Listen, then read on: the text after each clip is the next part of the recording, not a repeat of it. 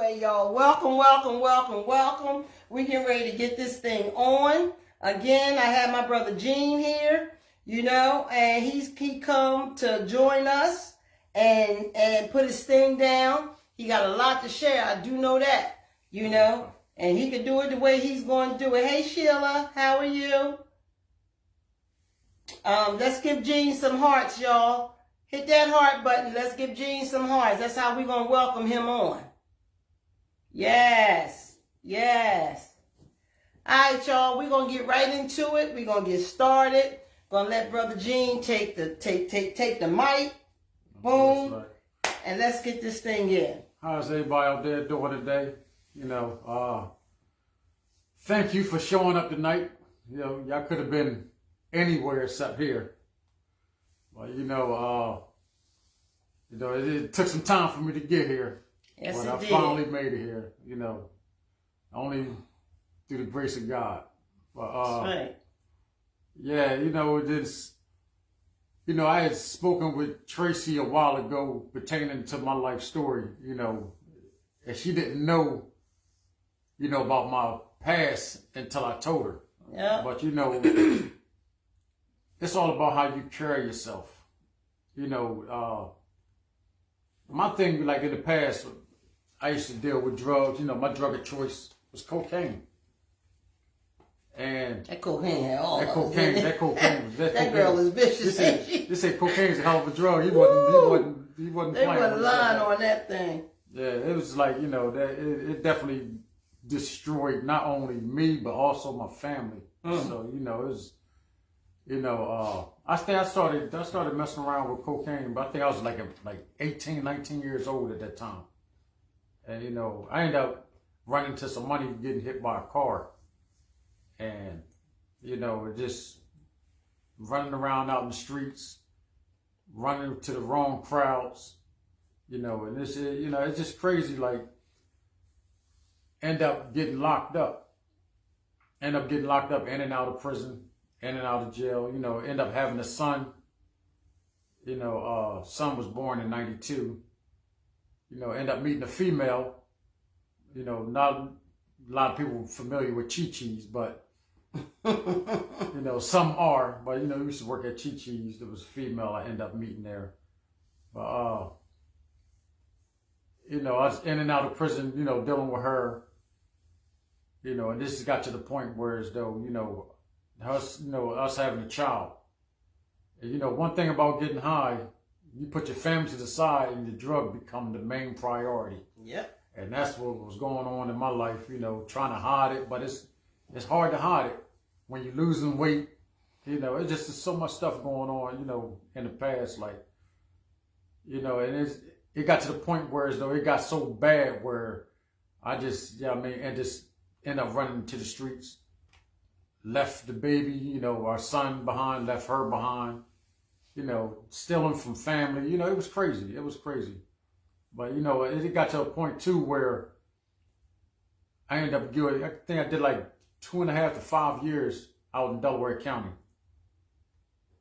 So, she stuck with me. The family stuck with me, so forth. And I ended up getting out, end up going right back to doing the same old thing. But, after a while, people, she ended up leaving. And, I was right back into the streets again. But then it ended up getting real crazy to the point where, it seemed like once you stop using drugs and you start back up, it get worse from the first time. And it just seemed like the problems that I had in the past wasn't nothing compared to the problems that developed once I relapsed. Go ahead. So it got to that, and it got to the point where we end up separating, and I end up going into a rehab, going into an inpatient drug rehab. I think it was called Stop and Surrender. It's in Philadelphia. Stop and Surrender, yeah. Yeah. So it was a female I ended up meeting in there, and I think I was in that program for about a month. After a month, you couldn't tell me nothing. 30 30 days is not But you enough. had it though, didn't you? Yeah, I thought But I that had 30 it. days did the darn Oh thing, my didn't you? goodness, man! Little did I know. But you know, it was another. And then the female I met in there, she had about 6 months. So you know, I was considered, you know, what they call a blackout at that time. She was considered a key. You know, because you know you be there after a certain amount of time, you get your key to the house. But you know, Christmas was coming up and so forth, and we decided, okay, you know what, we're going on a home pass. So I was like, you know what, I'm going with you. You know what I mean? I told her, yeah, I'm going with you. And we ended up going down to Baltimore. Supposed to have been going down there for the weekend. Leaves, I think, Friday, come back Sunday. 5 years later, we still down there. Y'all just supposed to went for a trip. Yeah. 5 years Baltimore, one of the worst places. Oh my goodness, man. Baltimore was bad. You talking about going down there, end up going down there doing good for about maybe a couple years or so. That you could leave. Man. Leave from down here. You get caught up. You thinking Pennsylvania is bad with the cocaine. Baltimore, you talking about, they got heroin and they got crack cocaine. So, oh man, I don't know if anybody familiar with The Wire, the show The Wire. Everything on there was real. It's nothing on there fake. And my goodness, man. But her and I went down there and relapsed. So, you know, here it is. I left my son and Dave said 30 days falling in love. You know. Yeah, exactly. Yeah. Couldn't tell me nothing in 30 days, you know. A couple new outfits and all that stuff, you know, it was crazy. But I ended up going down there, getting a job and all that stuff. But, you know, after a couple of years, ended up relapsing. You know, like I always say, man, 2 dead batteries can't start no car. Woo, tell it. You know, it was bad. It was real bad to the point where we moved down there with her sister. And she had a twin sister. So I had to end up leaving up out of there. It got to the point, matter of fact, I went down there and I ended up getting shot. I ended up getting shot down there in Baltimore. But this is the crazy part, though, about getting shot. The next day, I was back on the streets on that same corner. Doing the same thing. Doing the same, on crutches. I believe. The insanity of addiction. It's crazy. It's crazy. Like, man, I think one person ended up getting killed. Another person got put in a wheelchair. And me, I got shot in the back. So, and it was crazy because when I got shot, I seen the people coming. Like, it's a lot of stick-up boys down in Baltimore. So I seen the guys coming. One had a bandana on, another one had a hoodie with it on, like real tight.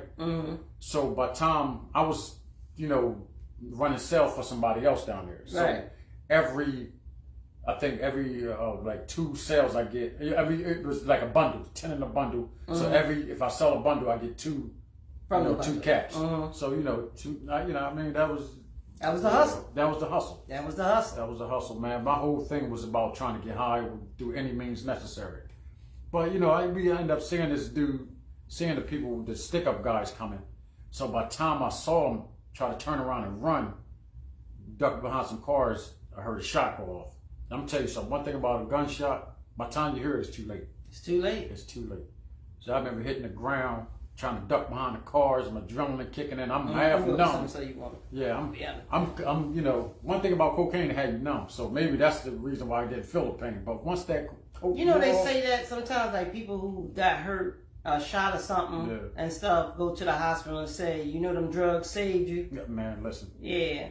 Listen, I was on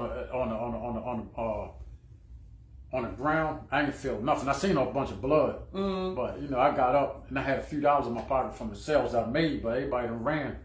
So I runs up to a car and asked the guy, I was gonna pay the person a couple dollars to get me to the hospital, because I ain't know nothing about that area. Right. I bang on the window, bang, bop, bop. These dudes in there drinking beer. These jokers took off on me. Wow. I was like, dang, they seen all the blood and all that stuff. But come to find out, I ran 3 blocks one way. They said if I'd have ran 3 blocks the other way, the hospital was right there. Wow. So it was just real crazy, man. But I ended up leaving after a while. I was down there also playing the piano I've been playing piano since I was 12 for the church. So it's been times where I should do the heroin and then go and play the piano in church, nodding. When you nod, you don't even realize you don't even know it. You don't even know it. So it got that. It was crazy. It was real crazy, man. So you was one of them church boys. You played the oh, okay. Yeah, I was. Yeah, I've been playing church. I've been playing the piano in church since I was like 12. Wow. Until this day, you know what I mean. But you know, still playing. But with that story there, I ended up leaving from there, from Baltimore. I said maybe. In fact, I ended up going to Johns Hopkins.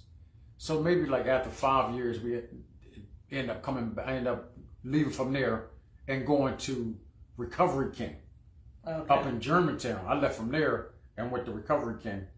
Another rehab. Okay. So maybe like a month or two later, she comes also from Baltimore and going to that program. Same program with you again. Again, yeah. So yeah, I mean, we end up moving out of there maybe like 6 months later. End up getting a apartment in Chester. Well, not apartment. My mom gave us a house. She had one of her houses. So yeah. So she ended up we end up moving in there. Then it got crazy. We relapsed. Another relapse. And it got to the point, man. I'm talking about where it was way worse than the past. Well, that's a fact. It definitely gets worse. So it just kept getting worse and worse and worse, man. It gets worse every time. Every single time, man. And it's like, when you in a relationship and both getting high with kids in the house. So I'm saying, so you be like, what kids? Yeah, so what kids? Yeah, exactly. They don't exist. What kids, really? And that's bad. People don't understand. Even to this day, it's families out there right now that's going through that same situation. But it's bad because I already know what that side of life is like. Right. Because you get to neglecting the children. Oh, of course. It's a situation where you don't mean to, but no, you don't mean to. It just comes to that. The addiction is more important than taking care of your kids. It's more important than taking care of your responsibilities. More important than taking care of yourself. Right. Because when you're getting high, I know many times I'm wearing the same clothes for weeks, for months. You don't realize. You're not worrying about that. You ain't worried about that stuff. Yeah. Not even worrying about your hygiene and all that stuff. So it was real bad. Like only time I was more focused on my hygiene and my hair because if I'm going out somewhere, right? If I'm going out to a store and I'm going still, I want to make sure I don't go in there looking like, the crackhead. Oh, hold on. You said you had to have your hair done. I had to have my hair done. It was a psychological, I'm sitting here trying to. It's how your norm is versus your high you. Yeah, exactly. Yeah, disease vicious, ain't it? Oh, man, it was vicious. In my mind, I'm thinking I'm a I'm gonna go in the store looking all dusty and carrying on. Because look, if they bust you, you're gonna be looking good, right? Yeah, exactly. Man, it's just crazy. Stinking thinking, man. Stinking thinking. Oh my goodness. Yeah. It was just real crazy, man. It got to the point where it got so bad where we was just getting into altercation, physical altercation. I'm talking about dudes was coming to the house. I would chase the dudes out with machetes, all types of it was real crazy. Insanity. Like they just didn't need But this is the crazy part. But if them dudes came, I'll be ready to come at them dudes. But if they pull some coke out, you alright with it. Yeah, you alright with it. Oh shit, I know that feeling real good. I say, and that just is, man, it's like that was always the answer. Oh, always the answer. I put myself in so many crazy ways like that, but when that dope or that money came out, everything was cool. Yeah, we cool. We good. But once that high go down, we rumbling. That's when the rumble starts. Exactly. Yep. Exactly, man. No holds barred either, no matter what happened. I can remember some things I done. You know what I mean? Yeah. This is crazy. It got to the point where then, dudes come out, I end up getting assault charges. So I'm saying, it got to the point where it got so bad that I ended up getting locked up. When I got locked up, they gave me 20 years. Well, they gave me 15 years. Wow. They gave me 15 to 30 years in a state prison. So my thing, I'm trying to think of all different types of things to be able to get up out of this situation. Right. And it wasn't so much of trying to get out of the situation. I just wanted to get out of it so I can go back out and get high again. Right. So I'm saying. So this, this say about 2003, I ended up getting locked up. They sentenced me to 15 to 30 years. So I ended up going upstate, and I had to accept the fact that, you know what I mean, that when you go on trial as a man, as an African American man, you go on the trial with a public defender, you're not gonna win. Not gonna win. You know, you're not gonna win. So you end up doing 20 years? I end up getting 20 years because I got into an altercation with a guard upstate. They gave me an extra 5 years for assaulting a guard at the prison. Wow. So I ended up getting locked up 2003. Was supposed to have been 15 to 30. I ended up doing 20. I got out of prison 2023. 2023. That's just a couple years I ago. just got out of prison. I got locked up 2003. Just got out 2023. Wow, God's good though. Yeah. He is here such I an am awesome today, alive. And look at you now. Yeah, exactly. So when I got out, I was like, you know, the whole time I was in prison, man, like you be around lifers, you be around dudes. Like I seen people hang themselves. I seen people get stabbed. I seen guards beat inmates up. I seen like people like drugs is in prison. Oh, a bunch of it. I'm talking about it. When I first went through there, they used to have jailhouse wine. That was my main thing. Like, yeah, I mean, like when I first came through that, but then I started hanging around older individuals. Like all the people who I was locked up with started going home. So now I'm thinking like these dudes, they only come here 1 to 2 years. I'm thinking like, shit, I still got another 12 years. 12 years or so. So how did that feel? Like being in there for 20 years? You feel like claustrophobic. Like you can't breathe, like it's over. The thing is, when you go to upstate, the first thing they ask you, they don't ask you your name, they don't ask you nothing. They ask you where you want your body sent. And the reason why they ask you that, because not everybody that go upstate make it home alive.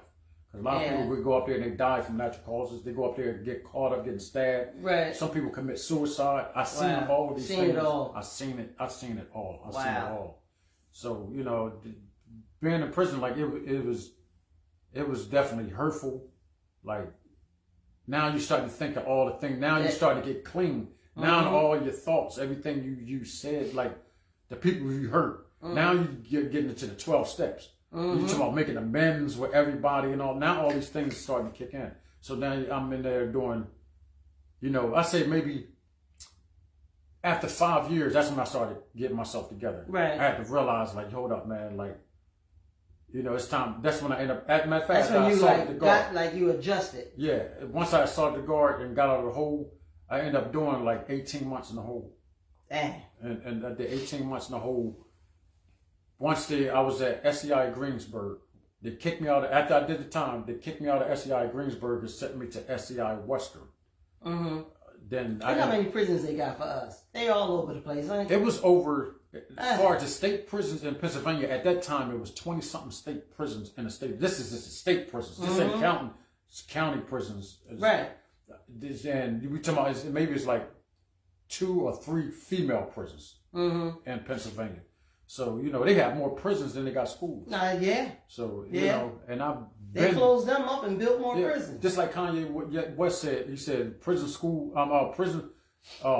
closed and prisons open. That's what it did. And that's exactly what's going on. That's a fact. That's a fact. Listen, like in the prisons, you talking about the racism, like the racism was out of control.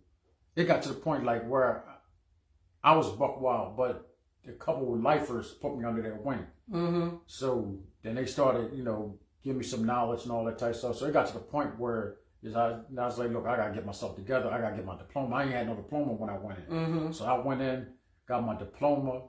Then I ended up getting a trade in electronics. Then I got a trade in business education, advanced business education. They will educate you. Yeah, they will. But you got to apply yourself. They're going to put the stuff in front of you, but people get so caught up because people don't know how to deal with during their time in prison. So a lot of people are trying to find ways to get on medication. They got that meds for you. They got the meds for you. They got that doctor prescribed dope for you in there, don't they? And I'm gonna tell you something. A lot of people that deal with that they put on medication never make it back. I can believe that. And that's where they become decodes, meaning individual mental health issues. Cause them drugs, them pills that they give you. Yeah. I forgot the name of it, but it messes a lot of people up. So I was told by a couple guards, like, look, this is, once they seen that, I calmed down and all that stuff, and started trying to get myself together. It's like, look, whatever you do, don't take the meds. Don't take the meds. Mm-hmm. So, I ended up going to prison. When I went to prison, man, I ended up just started getting my life together. Started like, turning my life over to God. Then it got to the point where, I just had my dad, my mom, they were sending me money up for commissary. Then, my dad sent money up so I could buy an organ. You had keyboards. And right. Yeah, I worked at commissary and all SCI Chester for 6 years. All right, and so we you used to familiar. have, I started a graduation in there. And I started like making caps and Yeah. the guys that was getting their diplomas Yeah. and stuff. And it was really big. It was getting real big. And then, of course, Gardenzia came in and shut it all down. But anyway, they were so proud of themselves because they never accomplished man. nothing. Man, listen. You know what I mean? I still have some guys today that are doing great, that I had in SEI Chester. The program was Therapeutic Community, TC. TC. I was a peer assistant. You was a peer assistant? I was a peer assistant. Yeah, I had TC like about, 6 only months. lifers could be 20 years and up, lifers can be peer assistants. So yeah, but when I left SEI Chester and when Gardenzia came in, I went to Smyrna in Delaware. And everything, when they had that big blowout on the thing, I had just left there because that place was just what people were saying. It was terrible. Mm-hmm. And just what you were saying, it was like the worst place in the world you can be because they was off the hook, the guards, everything. Yeah. You know what I mean? So I can vouch on that part. Really off the chain. Yeah, it's bad. Really it's bad. off the chain. Yeah, and where we was at in the TC program was where they did the electric, the how you got life and they inject you. It was right next to where it was right next to where we was. That thing was creepy. I ain't like it. So I left there and went to Gander Hill. Yeah. Oh God. Gander Hill, that's the county, Delaware. Right there on the highway. Off the Delaware. highway. Yeah. Oh God, I've the been worst there. place in the world. I couldn't. You got to sleep on a mattress when you first go in. I couldn't take it. Yeah. It was that bad. Gander Hill The was TC bad. program, mice, so many mice. It was pathetic. Bunch of guys in there, they would wear dresses and wigs and all All that stuff. kinds of stuff. Really, I've never seen anything like it I alive was at like Gander that in my Hill, life. too. Yeah. That's like disrespectful. You got grown men in there wearing wigs. That's It was punishment. it was all kinds of stuff like- going on in those prisons. Yeah. Yeah. So I came out and I ended up going back into rehab. I got tired of being treated like a prisoner. Yeah. Going in there every day, stripping, getting checked, the whole 9 yards and stuff. So I came back out and went to back to rehab again. But go ahead, I just wanted to tell you that. So I seen a lot, Oh yeah, I'm trying to what's going on in there. And a lot of people don't understand, like when you in them type of situations, you in prison, that's a psychological, that's like going overseas. Absolutely. Post-traumatic stress disorder. And most of them come out of there with that too. Exactly. A lot of them, they go in with behaviors, but they come out with illnesses. Yeah, a lot of them do exactly. because they, like you said, they mad them up, give them all the meds, and then once you take the meds, it's over. It's over. It's over. I know, because you do come out of prison and you do certain things that you should do in prison. Mm-hmm. Like, I know in prison, like where you had to wash your underclothes and all that stuff out by hand, Right. Instead of sending you, like me, I wash, when it comes to your boxers and your socks, and even like my wife be laughing at me, even my mother-in-law. You fold a certain way and Now, I everything. wash my don't you? drawers till this day and will hang them up in the shower. So you still got some Yo, habits. my wife, she probably laughing right now. So you still got some I got habits. some drawers hanging up right now on the bathroom door, but it's crazy because that you come home with that same, like, it's crazy. Mentality. Like, Well, yeah, that I mean, mentality 20 is- years? 20 years. Well, you yeah. put more than Plus, 20 in. You put 5 in, you said. yeah, I before, supposed to right? got 15. They sentenced me to just 15 years, but when I got the assault on the guard, they You got added 5 an extra more. 5 years. So I could have been out in 15, Right. but I ended up coming out in 20. That's a lifetime almost. Yeah, man, listen, I tell you, look, I'm saying, and being in prison, like, I know it, like, after a while, my mom ended up passing away. My mom passed away when I got out the hole.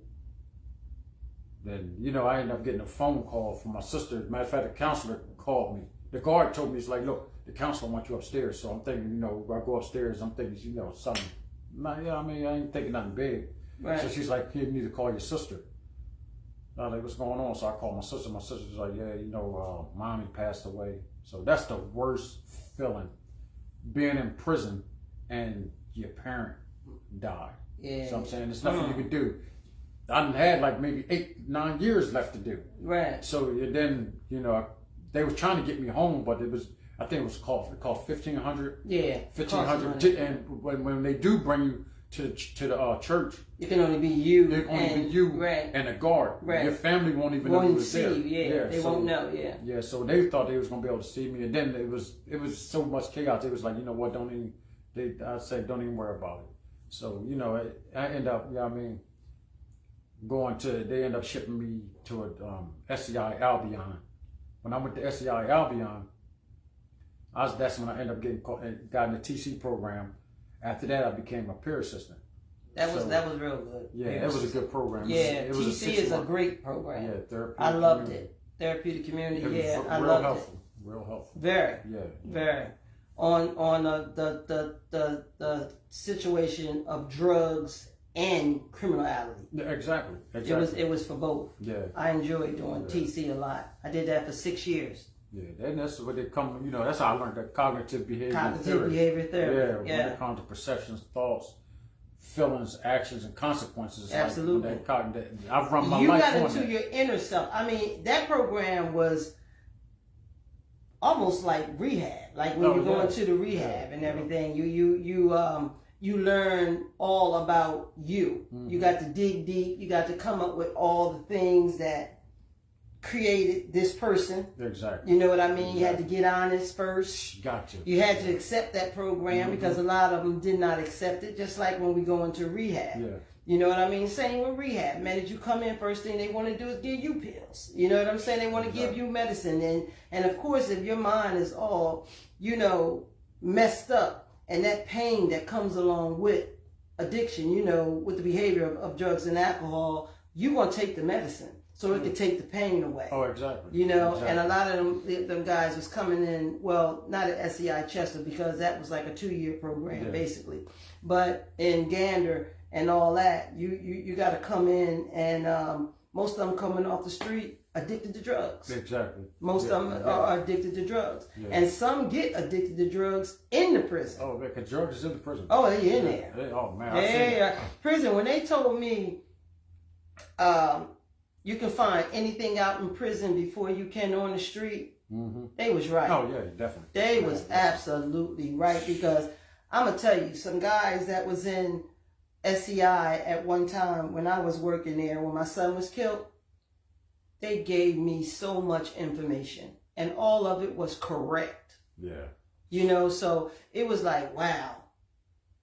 You know, wow, they do know a little of everything. And I was well liked there, but I'm always with my clients. I love the clients. I care less about the company or, you know, the staff and all that kind of stuff. Yeah. I love working with the people. Yeah, exactly. You know, with the clients. And highly respected in the prison system as well as the rehab. You know what I mean? And I look at them like people. Exactly. They people. Exactly. Just made mistakes. Just like us who did drugs. We just made mistakes. Exactly. We went into it having a great time. We went into it having fun.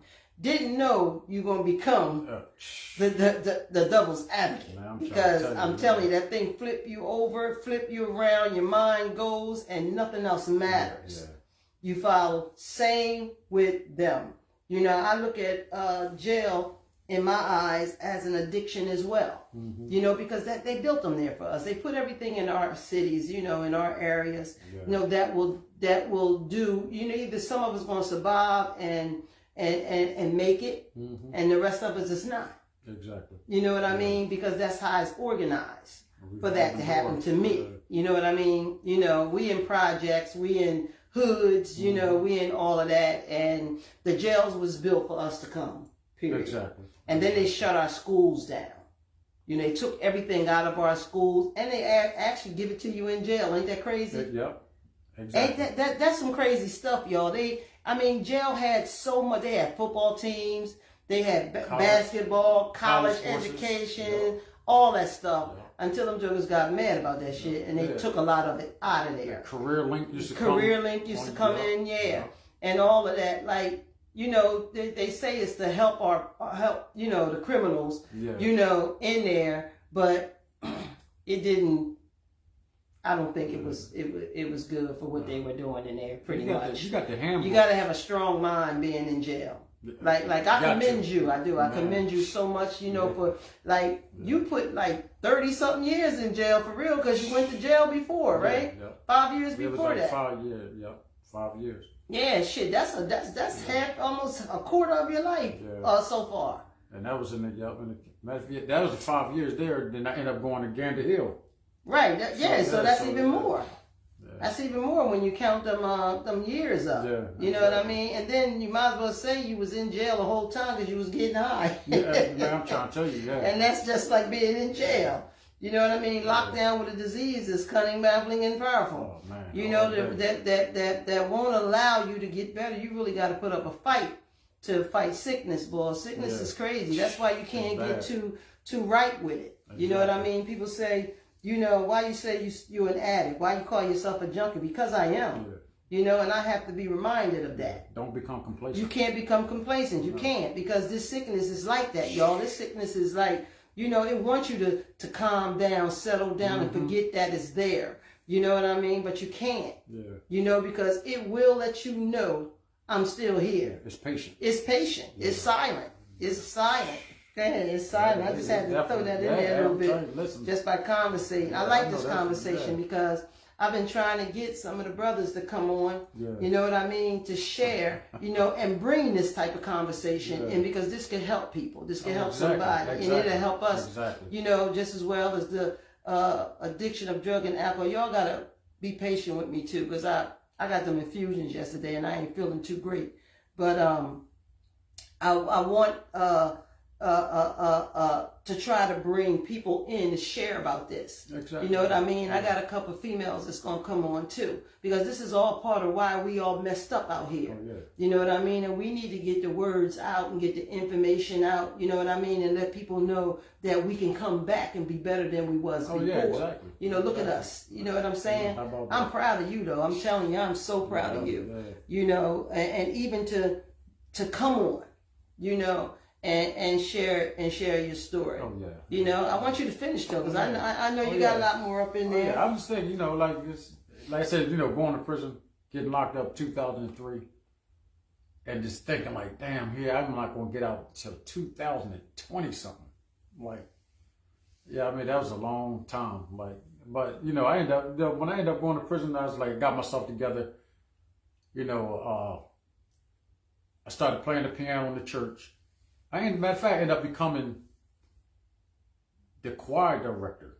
I played for the Catholic service, I played for the Protestant service, and the Hispanic service.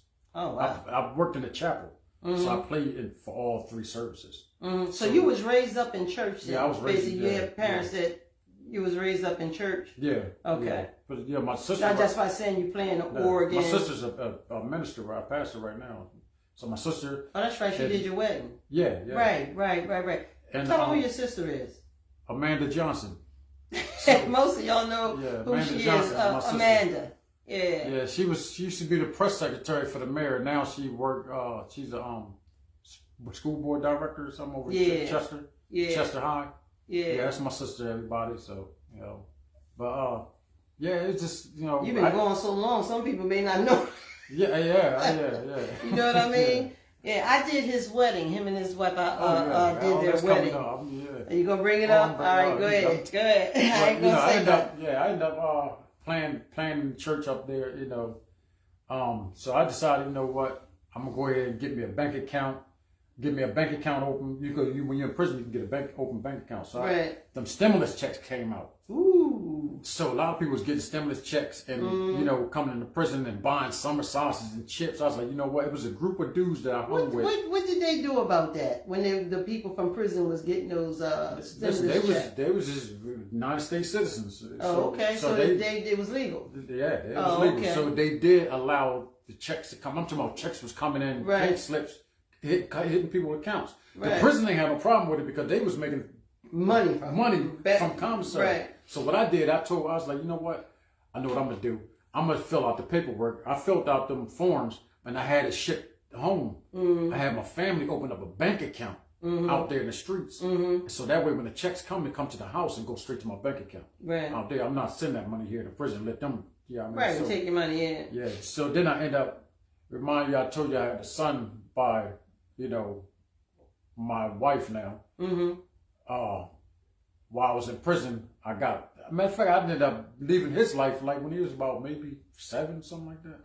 And how old is he And now? I didn't get back into his life till he was like late 20 or early 30s or something like that. You had to definitely rebuild. Yeah, but it's just crazy because once I end up getting myself together, I had to go through what I consider the spiritual refinery. Well, that's first. You got I had to get you got to me surrender together. first before you can do any of that. Yeah. So I feel you. I was able to, send him money, make sure he took care of, make sure, his grandmother was taken care of. I tried to send his mom some, but she was in a relationship at the time. But I was like, got my relationship tight with my son. So we end up becoming cool. That's a blessing. Yeah, we ended up becoming cool. Started talking to his grandmom, just how she was doing, make sure she had a couple dollars. And so, but, his mom was in a relationship at the time, but I was focused on trying to get our family back. Right. So that was my main goal, praying and asking God, look, God, you think you better, work things out and all this stuff. But, I just had to move forward because it looked like things wasn't working because I know about, the way I had treated her in the past was like real crazy due to my addiction. Like it was like abusive at times, verbal, physical. So, she ended up, we ended up separating and all that type of stuff. But as when I was in prison, I was asking my son questions about her, really trying to see where, what's going on. So before the phone hang up, you only get 15 minutes on the phone. Right. And I always throw questions in there. Yo, what's going on with your mom? How. So I really want to know how she, was she in a relationship or whatever the case may be. But it got to the point where right before I got out, I got another phone call that my dad passed away. So here it is, like damn, here like couple. So you lost both your parents while you was locked up. Wow. So like a year or two before I got out, my dad passed away.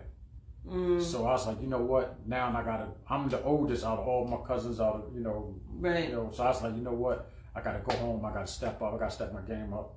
Be on my grown man stuff. So I was like, you know what? I was like, I'm gonna go home, man. I'm gonna get my son life. I'm gonna set my count up. I always like my wife don't like when I say come out and hit the ground running. But that was my goal. When I get out, I'm gonna hit the ground running. I already got things set up. I'm not gonna wait till I get out into the streets and then try to get things together. I'm gonna get things together. It up while you in there. Right. So when I got out of prison, I left out with thousands of dollars. Beautiful. I do paintings, I airbrush T-shirts. Oh, y'all gotta see his paintings and everything too. You got a line that you be on? I'm under Carter Arts. Carter Arts is beautiful paintings. Beautiful. TERARTS. It's under Carter Arts, Melvin Carter. You go to Facebook. I do paintings. I airbrush T-shirts. I'm taking it back to the old school. He did this for me and brought it to me today. Yeah. I did this a couple hours ago. Yeah. I just did this a couple hours ago. He hooked it up. So, y'all see? And you got the Eagles. I'm living in my truth. Yeah, I just did that just a couple hours ago. So, I was like, you know what? I was doing paintings and stuff. I made so much money in prison, I had to send the money out and get it put in accounts. So when I went home, I had thousands of dollars. So I was like, you know what? I'm gonna get home, I'm gonna get with my son and all this stuff. But when I went home, his mom had just got out of a relationship.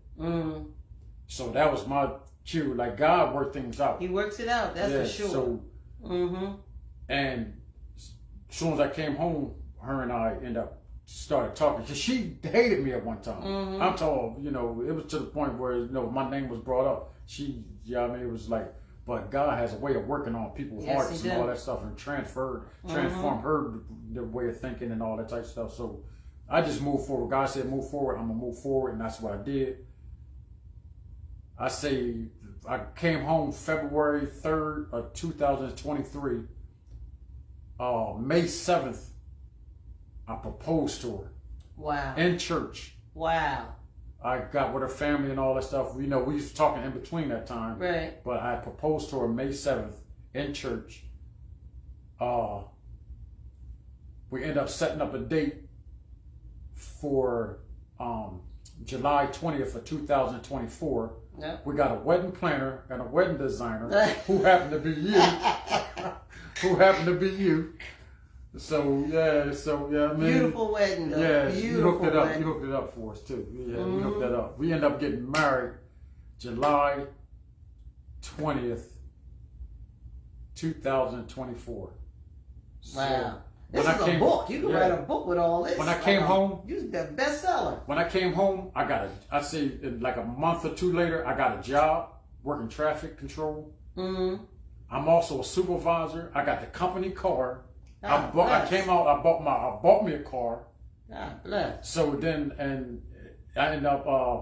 I moved in with my sister when I first got out. So before the year was out, my fiance at that time, now my wife, I ended up moving to her apartment because she had an apartment. So we ended up moving in together, and we ended up getting married. So I accomplished a lot of stuff. Yes, you did. Since I've been home.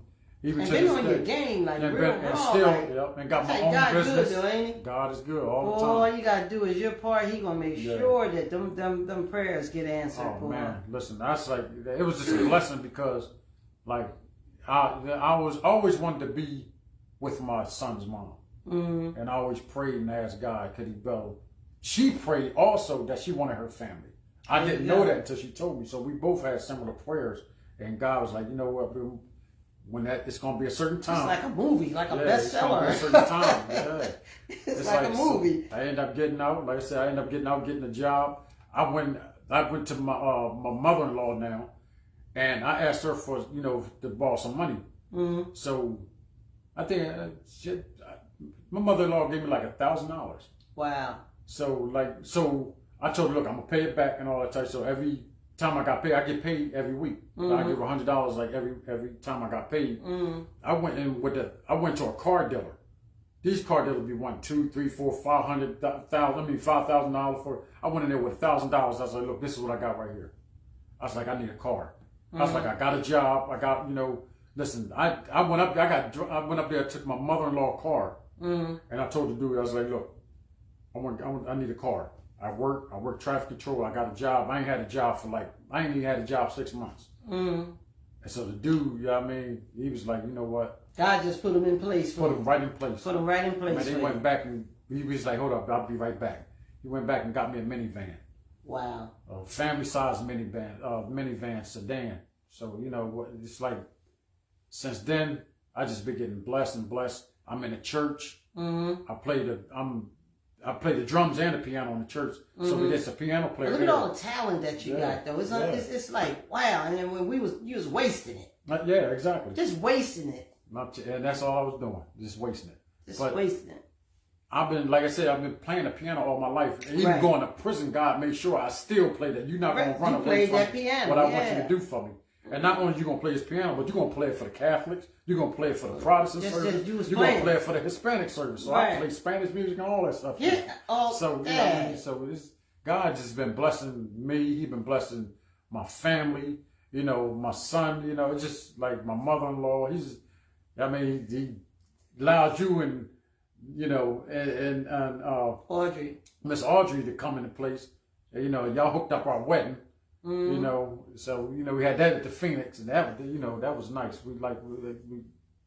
People still talk about that. It was beautiful. Yeah, people still talk about that wedding to this day. It was beautiful. Your wife drove me crazy with it. Oh yeah, that's what. And listen, I just had to sit back and let her do what it's she like, had to do. look, just tell me what you want. We got you. Yeah, and we gave you exactly what you wanted. Oh, man, listen, I love that wedding. It was nice.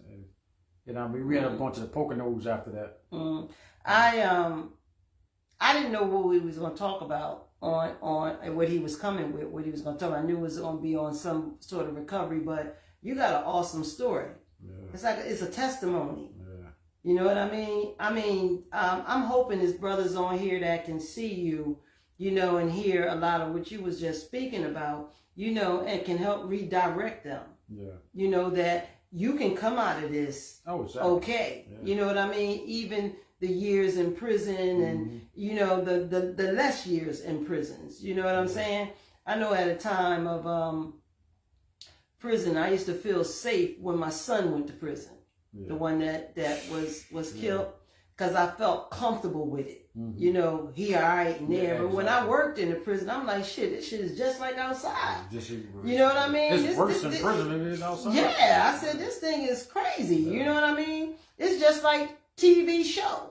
You know, on some of these movies and stuff that you see, it's in some prisons. Yeah, exactly. In some prisons, you know what I mean? It was crazy, but he had finally, you know, got out and was working towards making that change in his life too. He got that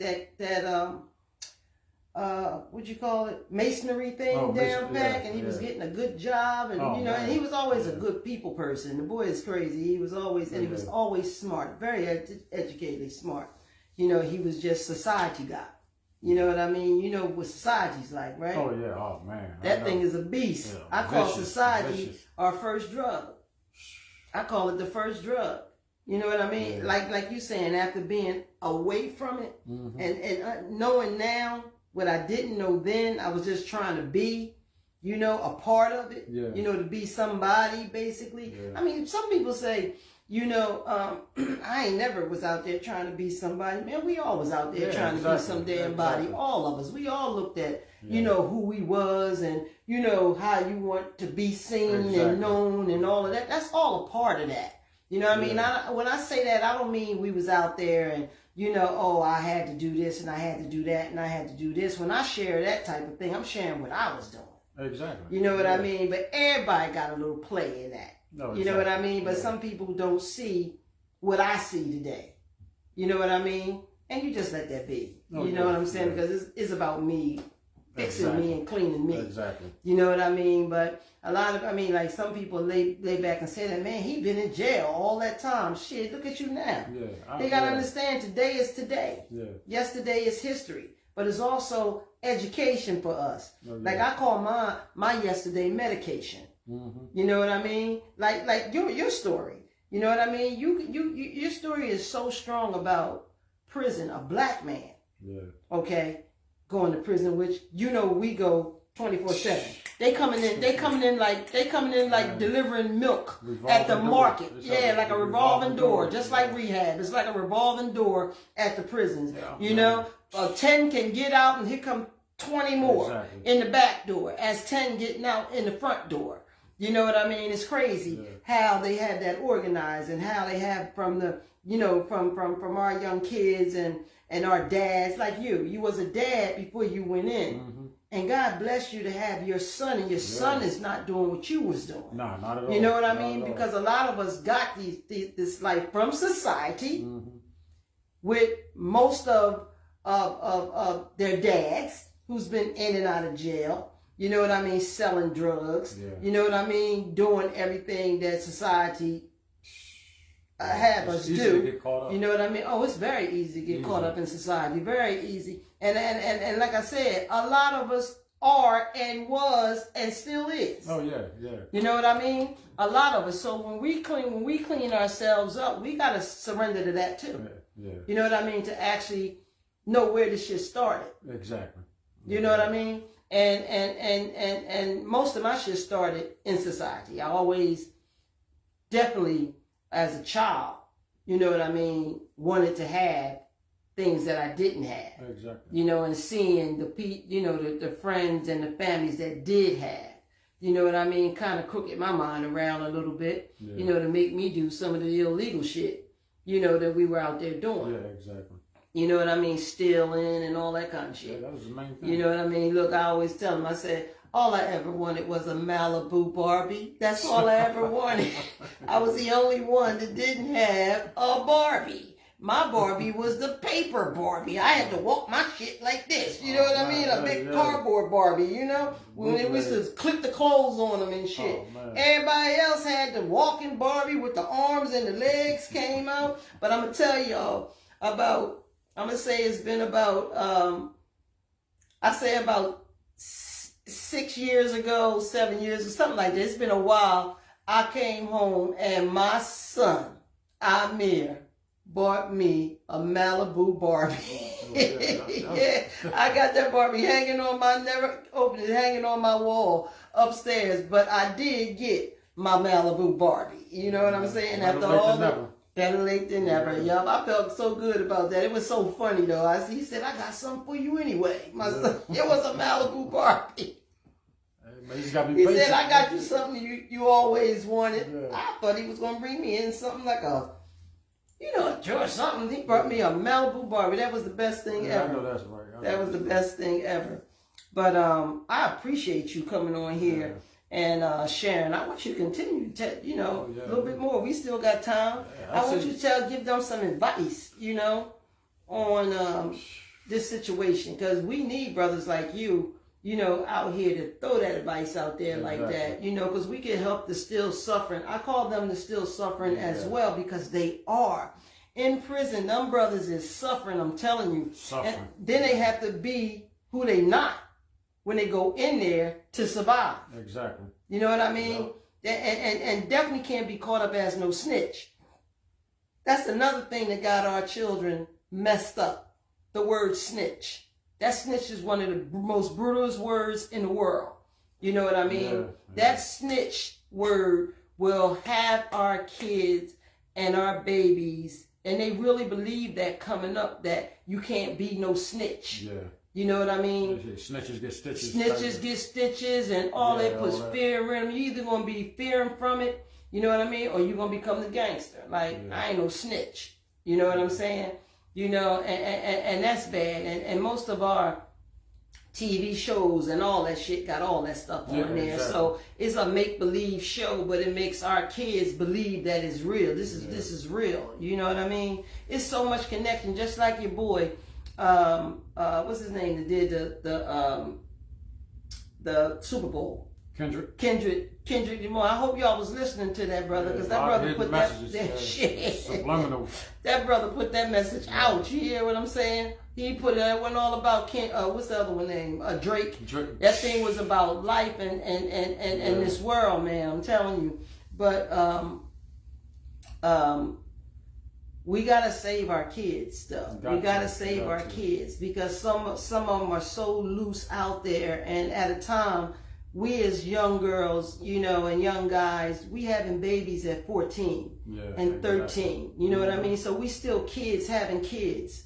You know what I mean? So a lot of these kids, you know, are not even, parents have grown up yet. Exactly. You know what I'm saying? And they, most of them is caught in society. A lot of them, not all. You know, a lot of them are caught up in society, and you know, they still having fun with their kids. You know, like their kids. You got grandparents that's 30-something years old. Yeah. Grandparents is growing. I mean, this whole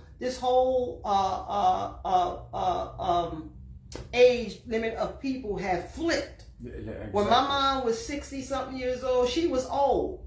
We called that old. Now I'm 60-something years old, and they like, you not old. Yeah, it's different now. It's like it just flipped, like they do the timing. You know, they turn the clock back. Yeah. Then they turn the clock up. How the hell they do that? And then make it dark outside. Then that's some shit, ain't it? Yo, yeah. And you know, this is the same way they got us mixed all up out here in our little urban areas, and you know, in the society. They got it fixed just the way they wanted it to be. You know what I mean? And you know, we was just having babies galore, you know, and still kids. Even with myself, I had my first child, I turned 19 years old, but I was still a kid. Yeah. You know, I was a teenager, but I was a kid. I didn't want them to hold me back from what I wanted to do, basically. Yeah, I still wanted to go out. I still wanted to hang out. I still wanted to be out there. So again, society, hanging out there with them. You know what I mean? And that's what I did. You know what I'm saying? Yeah. I left them by themselves. You follow what I'm saying? I was living right like next to my mom. So in my mind at that time, I'm thinking like, you know, well, it's just like being in a bedroom. That's what it was like though. You know, in the LV. You know, my mom's house here, 4-bedroom. Yeah, the old LV. The old L. The old L, y'all. Yeah, the old you know, LV. and I knew everybody. Yeah. You know what I mean? And they looked out for me and shit. But I used to roll out. You hear me? Yeah. I used to put them to sleep like they was like in the same house with my mom. You know, and my sister and all them. And in my mind, that was okay to do. You know, but when everybody come at me, they make it seem like I did the worst thing in the world. Which at that time, you couldn't make me feel like I did the worst thing in the world. But today, I understand it totally clearly. Yeah. You know what I mean? That was the worst thing in the world, leaving those kids in there, period. You know, anything could have happened. You know what I mean? My mom in another house, even though it was right attached to mine. You know, you think about a lot of things when you start cleaning yourself up, and you living in your truth, and you clean things out, because you got to get it all out. You know what I mean? Once the smoke clear. Yeah, you can't hold nothing back. That's why in recovery they always say, you know, you got to start from the tip of the toenail to the top of the hair follicle.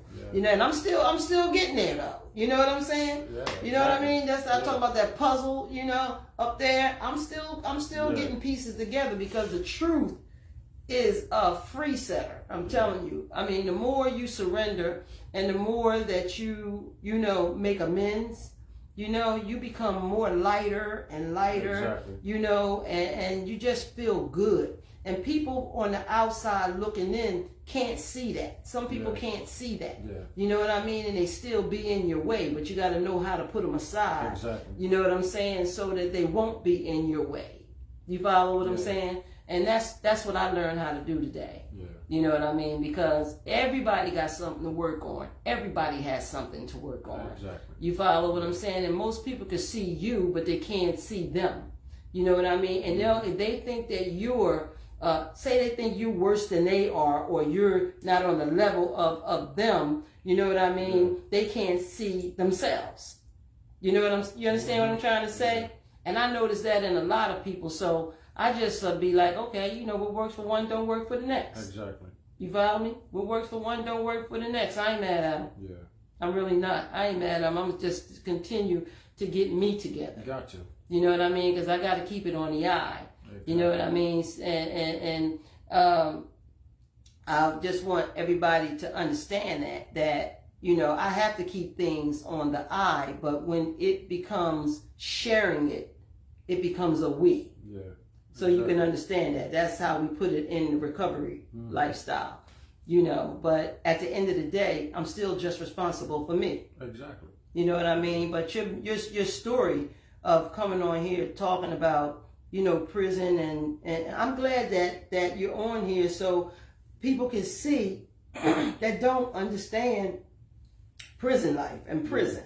You know what I'm saying? Combine, well, of course, the drug part. You know what I mean? But for you to do all them years in prison and come out, and God blessed you like this, you put a lot of work in to get this blessing. You know what I mean? And that's that word. You put work in, boy. You surrendered, man. You did what you had to do, you know, because you was determined to do that, and you got honest. You got honest is a beautiful thing, though, ain't it? Don't it feel good? The same energy I put into getting high is the same energy I put into doing the right thing. That's right, and you have to. Yep, you have to. And I would say never allow your past to dictate your future. Go ahead. So that's I never allow keep dwelling on my past. I never forget where I come from. You better not. I'm never going to become complacent. But I'm going to definitely move forward and not sit there and dwell. If you want to sit there and keep talking about my past, you can go ahead. You go right ahead. I'm going to keep it moving. Give me a high five on that. I got to keep it moving. You know, give me a high five on that, because that's what they do. They'll still try to make, you know, bring your past up like it's a, you know, let me, just nothing but devil's advocates. That's what I call them. That's trying to, you know, break your spirit. You know what I mean? To make them feel right or something, no matter what the situation is. That's crazy, ain't it? Tear you down to build themselves up. Tear you down to build themselves up. Yeah, that's the devil is a liar. That's what they say. The devil is a liar. That's what I'm saying. Some people can see that shit. They can see you, but they can't see themselves and what they're doing. You know what I mean? But I'm glad that, you know, in my eyes, God blessed me to see it. In them and me. Because I know how to make choices today. You follow? My world is the world. Is my world. You know what I mean? Yeah, I'm in this one, but I'm in this one right here. You know what I'm saying? And I'm gonna keep on, you know,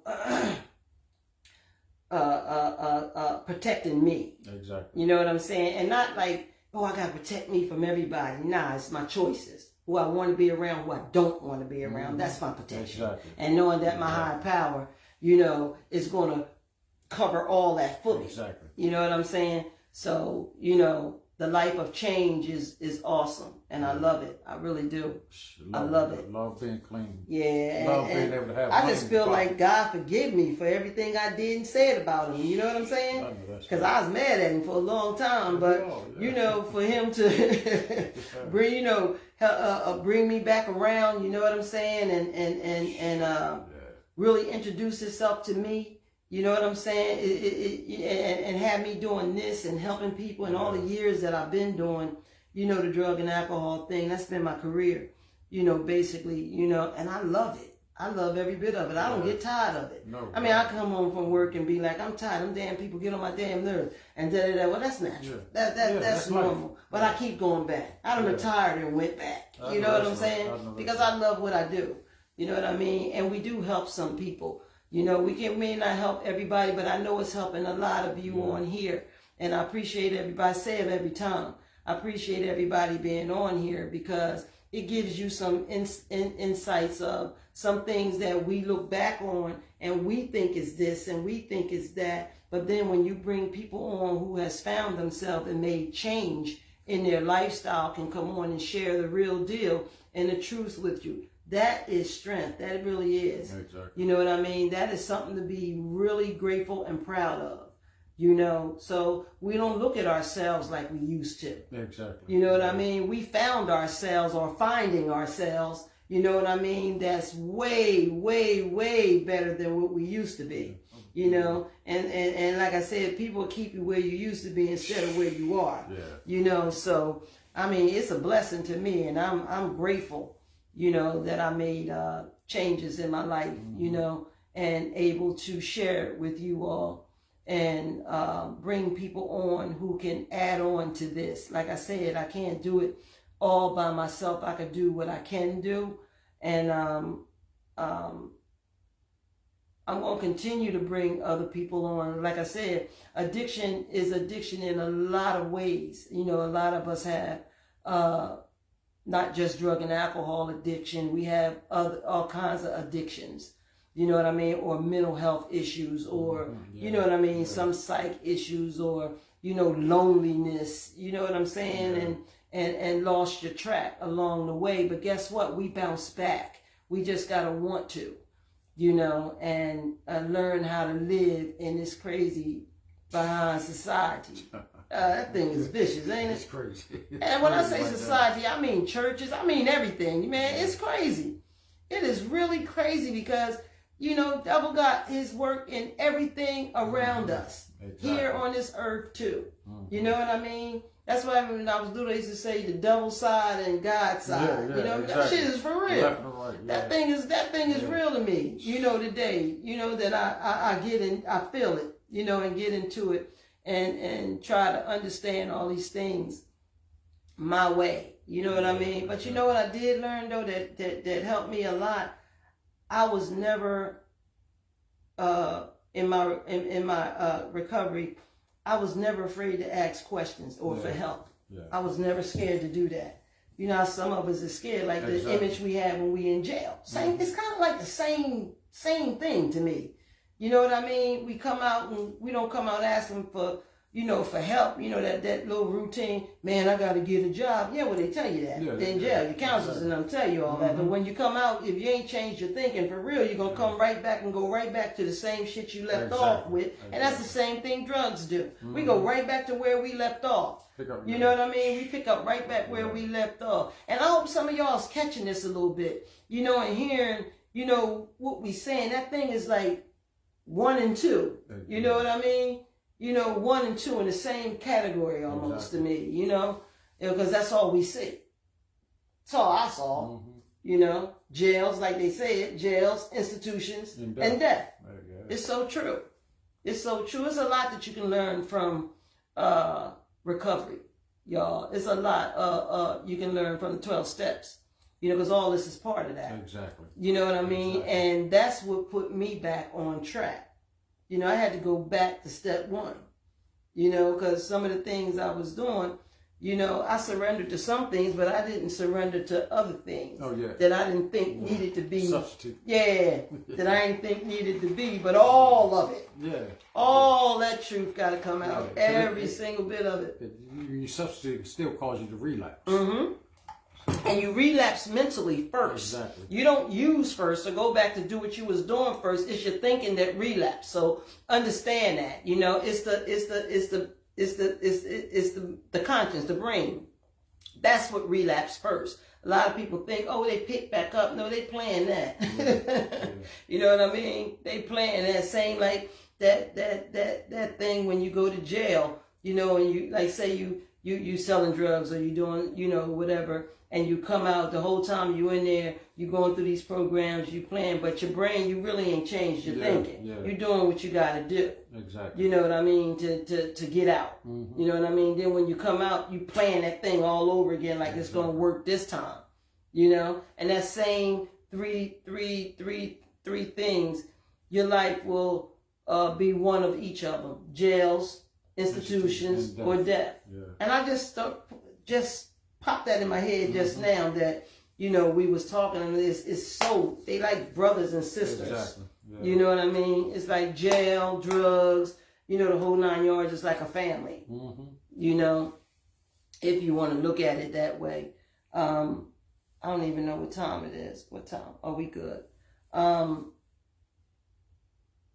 know we flipped it up, scripted up this time a little bit, but I thought that this was very important to, you know, have Gene come on and share his story again. I didn't know he was going to tell you all of what he did. You know what I mean? As far as the you know, spending that time in jail, but you just made this show even greater. You know what I'm saying? Yeah. You just made this even greater, and I appreciate you for that. You know, because a lot of men won't come on here and do this. I don't know why, especially the ones that's even in recovery. You know what I'm saying? I'm like, well, maybe you didn't get to that part yet. Exactly. You know what I mean? Maybe you didn't get that part of standing tall in who you are, you know, surrendering who you really are. Yeah. You know what I mean? Even females, a lot of them do. A lot of them, you know, people get clean, you know, and been clean for years. You know what I mean? And even relapsed and came back and all that. Well, that's what this is all about. Yeah. It's about putting the word out. It's about showing that it can happen. And it does happen. It shows the power of sickness. Exactly. That's what it does. It shows the power of sickness, you know, and how we can go from one drug to the next drug. And we may not do what we was doing, you know, like when I was smoking coke, that was one thing. It was different when I was when I was drinking. Yeah. You know what I mean? It was like different experiences. Yeah. You know what I mean? But the sickness of it is the same. Exactly. That's what I had to find out. That the sickness of it is the same. You know what I mean? Never did I want to go back to smoking coke, but I didn't even know how to drink. I done switched my drink up so many daggone times trying to find that right drink. Yeah, exactly. And see, not knowing that that's the insanity of it. Yeah. You know what I mean? It's just like trying to find that right hit. It's just like trying to get that hit again, Yeah. you know? And I had to really think about that. Yeah, exactly. That's why I had to shut that shit down. Chasing. Chasing. You know, I used to always That is say, a fact. Chasing. I used to be like, you know, you shouldn't call crack cocaine, you should call it more. Because you want more. You want more. You want more. And the whole time you're chasing that first hit. You chasing it. Never get it. It never get it. Never gonna You end get up it. busting your heart before you get it. Never gonna get it. No, you never will. Never going to Never get gonna it. get it, And never. y'all notice we say that a lot on this show. That is so true. You will never get it. Nah. And even if you doing it like all home, you know the closet people, you know, doing it home, you know, you got some people that can sit in the house and just get high. You know, that didn't do what we did, like running and chasing and all that. Yeah. I don't know how they did. Yeah. I don't know how you did. You gotta come on here and share that shit.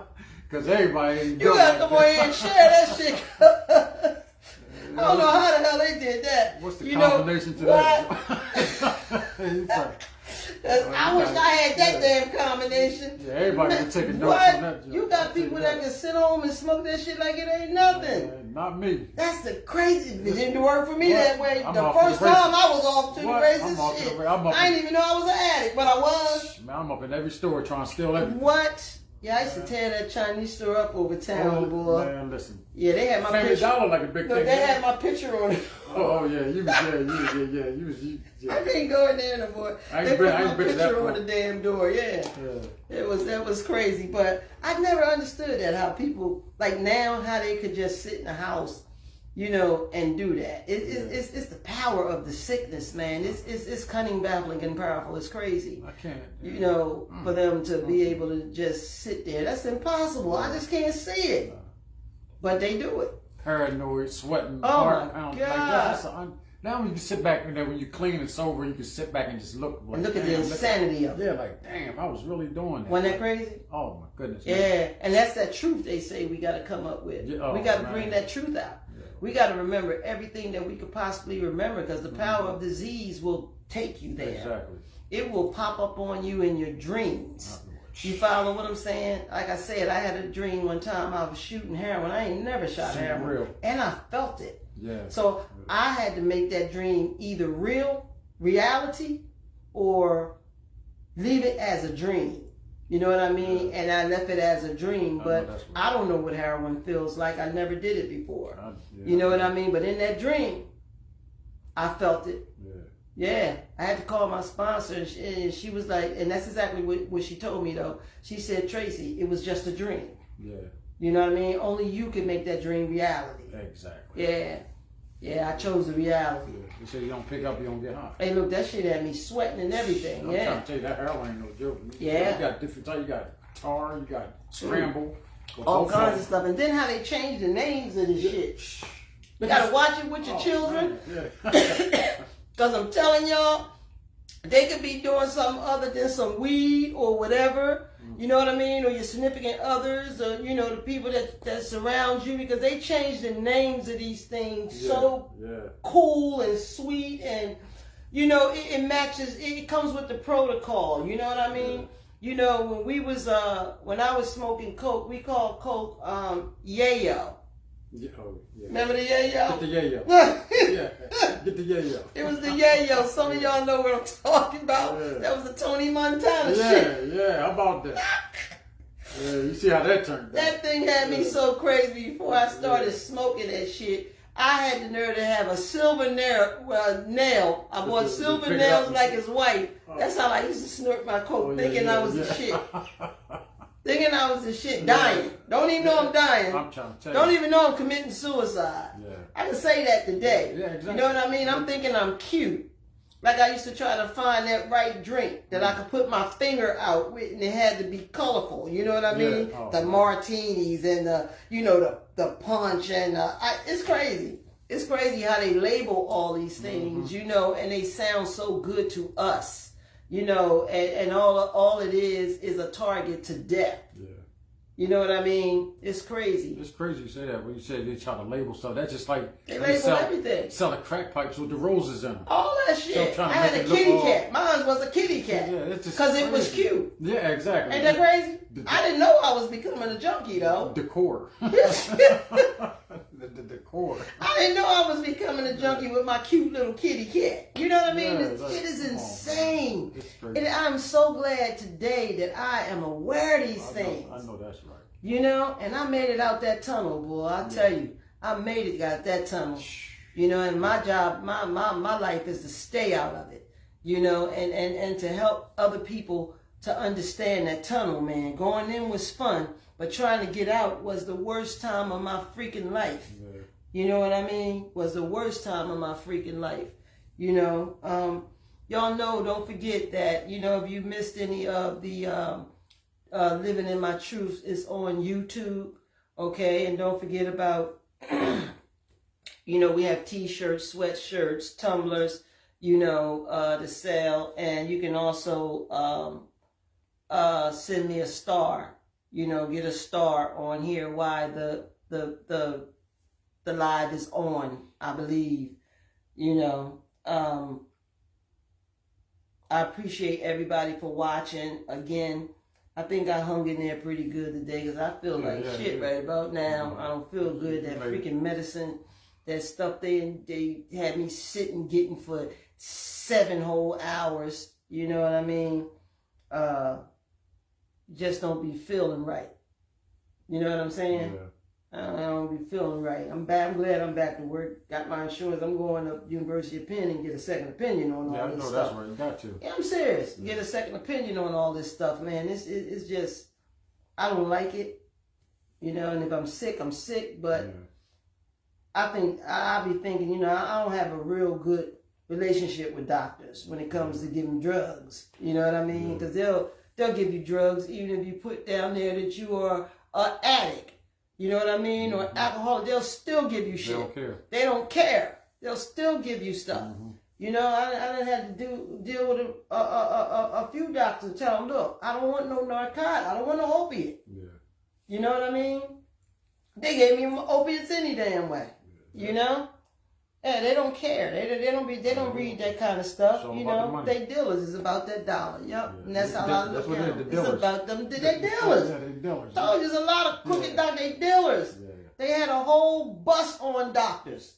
I don't know if y'all seen it or not, but I damn sure saw it like a few years ago. They got all the way up to the main doctor with them perks. That's why they don't have all those little drugstores no more. Remember all the little drugstores used to be in the cities, every corner, just like a state store, just like a bar, just like all that other stuff. You only go to CVS, Walgreens, and what's the other one? Those are the drugstores you got now. Rite Aid. You don't even see them little drugstores no more. They bust them, and it was worldwide. It was all over. They bust every one of them. Got them good. Yeah. And I said, yeah, because they ain't nothing but damn dealers. Half the people in rehab was in there because a doctor prescribed medications. You know what I'm saying? So you really need no prescription. How somebody need 100 perks? Yeah. 250 perks. They was giving them things out like that. Exactly. Yeah, that's crazy. You know, so I'm telling you, you gotta watch these dealers. They coming from all angles now. Yeah, how about that? You gotta watch it. I'm saying, you know, that's how the devil is. That's how he works. It's the devil's job to try to get you through any means necessary. Any means necessary.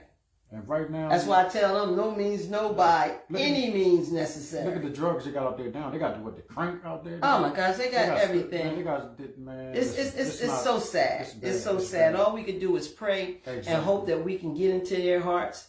You know what I mean? Yeah. So they can start getting into their own hearts. Yeah. You know what I mean? And we can continue to help showing them the way on how to do it. You know, with our information and our education on how we got it. Exactly. You know what I mean? And what worked for us can work for you. You know, again, I mean, if there's anybody that wants to come on and share, you are definitely welcome. And it don't always have to be drugs. You know what I mean? Of course, the power of this thing is about drugs and alcohol addiction. You know, but again, addiction goes in so many different directions. And so far that we've been on this live, we've been getting them on here and we've been sharing, and they always rate so high. You know what I mean? Because people need to hear this. Yeah. They need to see and hear the success that can come from that. Exactly. You know what I mean? Exactly. We were chosen ones. Mm-hmm. And God planned this walk for us. You know what I mean? So all I'm dedicated to Him in giving this back. You know, and it keeps me up, and it keeps me on my feet as well to share, you know, and give it back. So I appreciate y'all being on here. I'm really getting really tired, like a little weaked out a little bit. And I appreciate Eugene for coming on. No problem. Bruh said he was coming and he came. Everybody catch me when I least expect for y'all to come. I seen you in the party. And Gene walked up to him. I didn't even know who he was. And I said, Gene. He said, yeah. He said, look, I've been trying to get with you. I'm gonna come on the show. What you did? Testimony at work at church. At church, yeah. Mm-hmm. Everybody stood up and God spoke about the prison thing too. I mean, you don't know how that helped people. Yeah, exactly. And people are proud to see that. I'm like I said, you are like a light. Yeah. You know what I mean? at this point. And just what you did tonight is going to help a lot of people, and it's going to help a lot of people to understand that lifestyle. Yeah. You know what I mean? Because there's always somebody in the family that's going through it. Exactly. You know what I mean? Or somebody in the family going through drugs and alcohol, you know, depression. And that's amazing that you came out and was able to adjust right back to society, though. Yeah. A lot can't do that. That was God. Wasn't it? That was only God. Oh, wasn't it? It wasn't just me. It was God. Go ahead. Go Yeah. ahead. A Yeah. lot of them cannot come back out and adjust Yeah. to society, you know, to the world. Because society messed up any damn way. Society So told when they us. come out, they Yeah. it just damned on me just now. Almost made me They- go back in. Like, Yeah, okay, they hold come up. right back out to the same thing you left. You know, it's crazy as society, but you found God again while you were in there. You know what I mean? You exactly. worked on yourself. And that's an awesome thing to do. You know what I mean? It's a beautiful thing. Yeah. You know, to be able to come out of jail after spending all those years. I got a nice support team. I got my sister. That matters as well. My wife, mother-in-law, son. Yeah, that matters I got a nice lot. support team. That matters a lot. God first, though. That's right. Say it again. God first. That's right. Without God God, comes none of first. this That's would be right. possible. None of this would be possible. Absolutely. You know, and then you. Yeah, You know? exactly. And then them. Exactly. You know, because we have to find ourselves In order to get back to them. Yeah, exactly. Exactly. I tell you, this thing rolls the same way. But I appreciate you for coming on. Thank you for having I hope me. you all Thank you for enjoyed Gene, you know, for tonight. Let's send him some hearts, y'all. Hit that heart button and send Gene some hearts. That's the way I ask you to applaud. Keep hitting that heart button or that thumbs up to let me know that you enjoyed what we did tonight. If I can make it, And let's y'all give can him. make it. That's right. That's right. And let's give him his props. You know what I mean? I hope there's a lot of men watching this tonight. Oh, I man. really do. It might encourage them to come on. You know what I mean? And share some of their stories. Like men have a hard time, I think, doing this because of some of the things that you did when you was getting high. You don't ever want nobody to know who don't know. Because men go through some of the same things we as the women do. They trick. They do all that shit. They sell themselves. They do all that, but they don't have that honesty yet. Yeah, exactly.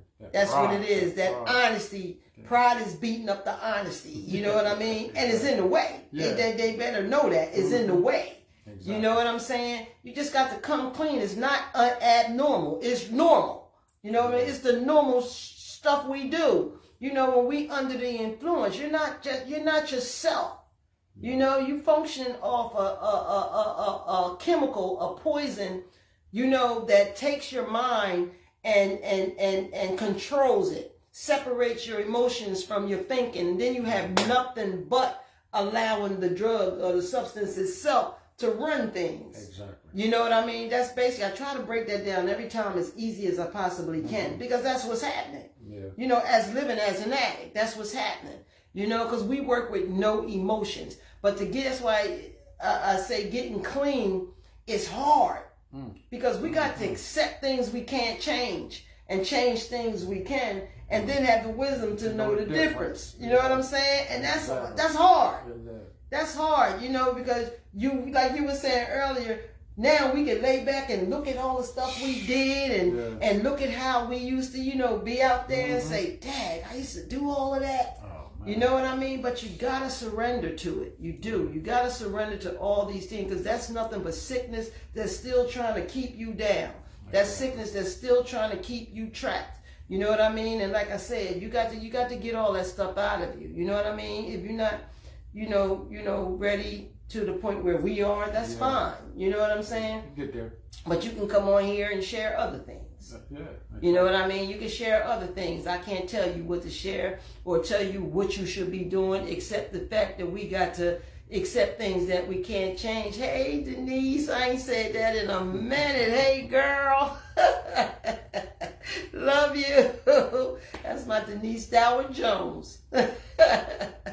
Yeah, so I can go on and on and on. Every time I'm trying to cut this thing off, I pop up with something else in my head to say. But I'm gonna thank everybody for coming on. And again, if you want a T-shirt or any kind, let me know. Even if you have to messenger me, y'all, or Tumblr or bracelets. We have bracelets coming out. I got a real nice spring collection that's gonna come out, and we're gonna have what do you call it when I'm going to show everything that we have? So showcase thing? Yeah, kind of like that, yeah. We're going to have one of those, yeah, bring everything out. And don't forget in June, we're going to have my, God bless us, the first anniversary of Living in My Truth. You know, so that's what I'm really trying to, you know, raise up for, because I really want it to be nice. And y'all don't forget to please share this live. If everybody share this live, we can send it and help a whole lot of other people. You know, so when you get off the live, you know, just share the live. Just hit share, you know, and share the live. I'm going to thank everybody for coming on tonight. Gene for coming on, you know, with that powerful message. I'm going to send him hearts again because I appreciate it. And I appreciate y'all. These hearts go to you all. You know, I appreciate you guys. And I'll see you guys next week. You know, again, thanks for being on.